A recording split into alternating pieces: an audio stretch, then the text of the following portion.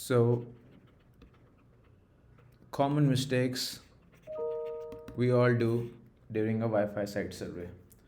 So common mistakes could be in predictive analysis, could be in an AP on a stick, a passive survey, or an active survey.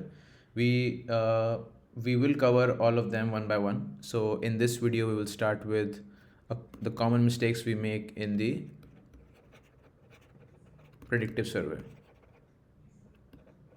Okay, so these mistakes can be really bad because it will affect the data captured and the final report. So make sure we stay away from them. The first one, and a very common mistake that people make, is they don't scale the map properly.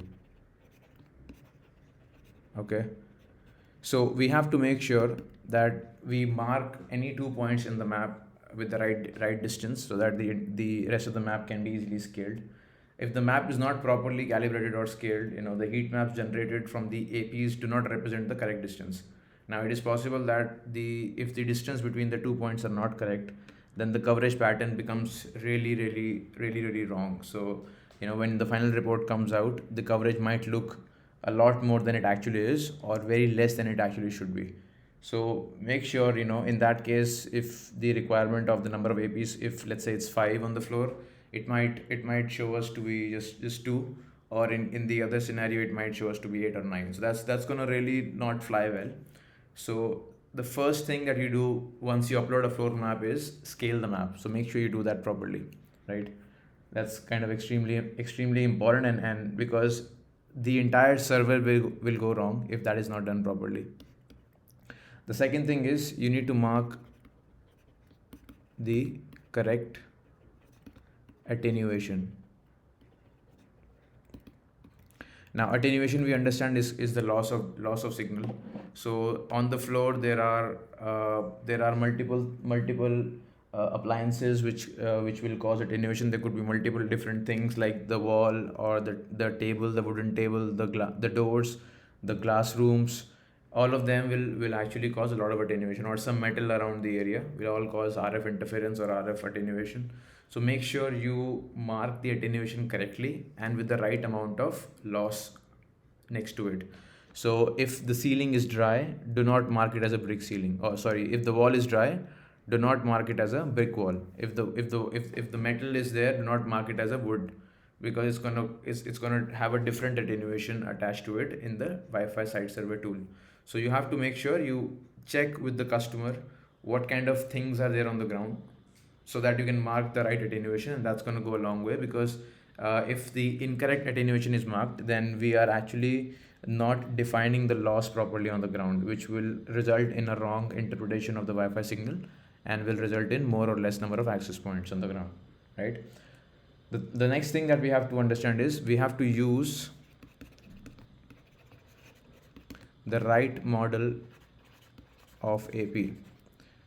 So if you're doing a survey of a Cisco deployment or an Aruba deployment or a Juniper deployment, let's say you're doing a survey of a Cisco deployment, and on the ground there's a specific model which needs to be deployed.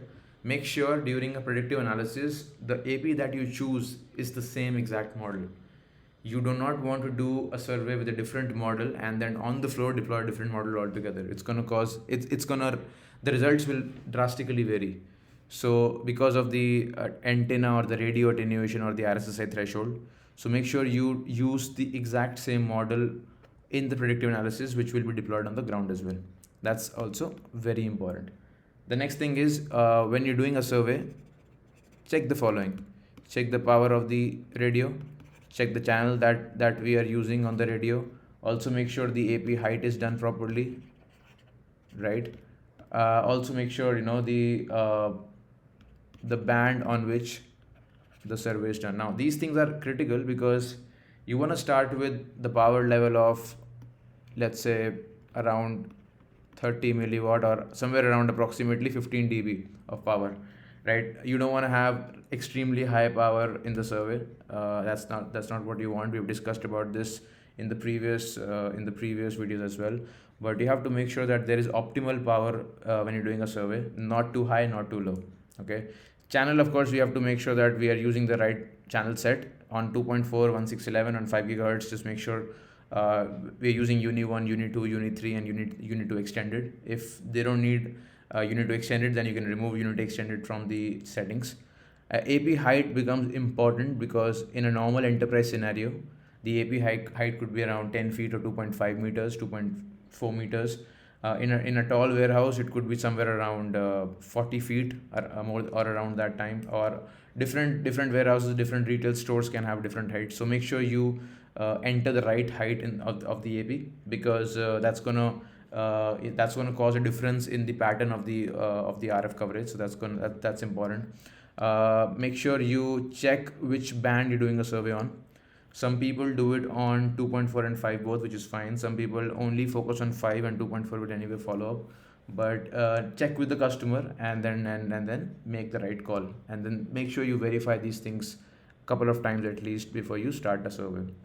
The last thing, which is very important, is don't assume anything. So there was an issue that happened recently with a guy I know who was doing a site survey. So he's quite an experienced guy. He has done 15 to 20 deployments of enterprise, and then 15 to 20 deployments of warehouses. So he got another project of enterprise where he had to have a customer briefing. It was a standard enterprise office where clients or where users would come and start working in the office space. It's after COVID, people were joining back and they were trying to redeploy the Wi-Fi. So he was approached by the company to do a Wi-Fi predictive analysis. And so in all the previous designs that he had done, he actually got the same input from the customer around the coverage not needing in the washrooms. There was no requirement of coverage in the staircases. Even in the elevators area, they did not need the Wi-Fi coverage, as you would expect in a general office scenario. But so he assumed the same thing. He said, okay, maybe he doesn't need it. Maybe this customer also has no requirement of Wi-Fi coverage in the staircase or in the elevator area or in the washrooms. That's pretty much how it is, as a standard. And he did the entire design.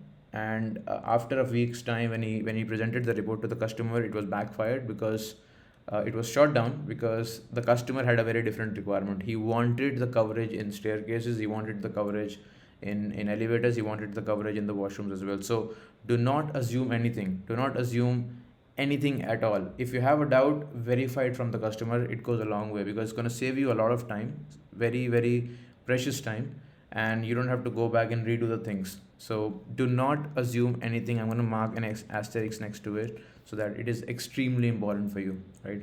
So in predictive analysis, I think these are the few things that you can take care of. And I think, yeah, if you do these things right, your results should be also extremely good. Thank you.